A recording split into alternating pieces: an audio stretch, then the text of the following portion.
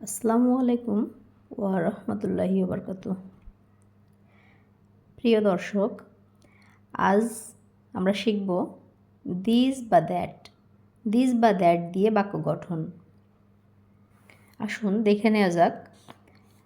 This is a bag, এটি একটি bag. This is a বল, এটি একটি বল। দিস ইজ অ্যান অ্যাপেল, এটি একটি আপেল। দিস ইজ আ বাস, এটি একটি বাস।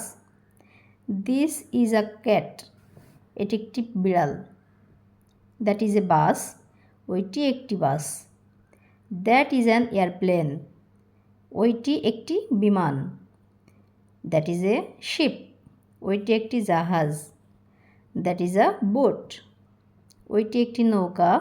দ্যাট ইজ অ্যান অরেঞ্জ, ওইটি একটি কমলা।